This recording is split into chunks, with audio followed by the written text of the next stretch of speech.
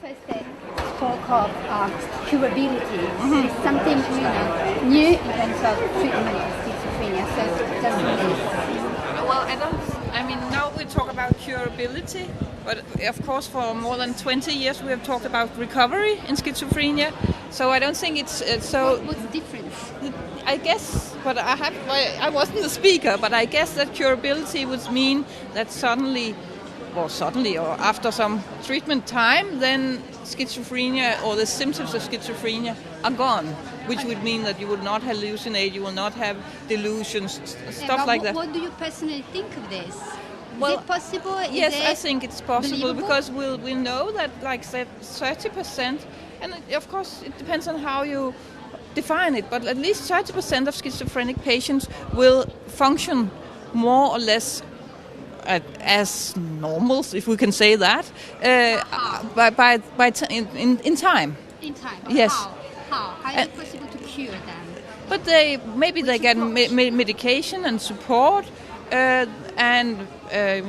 psychotherapy, and sometimes it may be just a natural history that they have like illness which have an acute onset. They have a lot of symptoms, and then it wanes, and they don't have so many symptoms, and perhaps in the end they are able to, if they're not too much, to control or live with those few symptoms that's left. How about this new theory, the birth theory of Professor Fagioli? Have you ever heard of it? I have never heard of it before. What do you make of it? What's your opinion, personal opinion? I don't know. I believe there's more between heaven and earth than we know of. But I have worked with electrophysiology myself, and I think that you will have to consider that schizophrenia, because it has been such a puzzle for many years, have been the basis of a huge number of theories, which can be hypothesized to be basic for the disorder, and then sometimes they come up with some proof, they can become big theories, and then suddenly they are disproved, and then they fade again. It is more organic and organic cause. Do you really believe that, the unconscious get somehow, disease? Well, you see, I'm a CBT therapist, and we do not work with the unconscious. We do not have that feature in our personality construct of the person. So in that sense, I cannot believe it. But do human beings born, normal and sane, and then they get diseased, in the human relationship, over the time? What's your thought on this? How about? Of course, people can get ill in time. I mean, you can have a perfectly healthy baby, and then in time they will turn out to have mental disease. So why? What happens? That will be terrible abuses.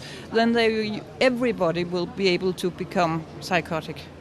So it's nothing. And it is really related to the human relationship. Yes, a lot of it is related to human relationship, and that is why we also see the mental illness mostly in relationships, because social or relationships is the most complicated we do as humans, because we do have to have a lot of brain cells working when we are in relationship. Yeah, sure. Much more than if you're doing algorithms or you're just reading or anything. Your brain is really working hard when you're trying to grasp another person, be on the other side, understand what's happening.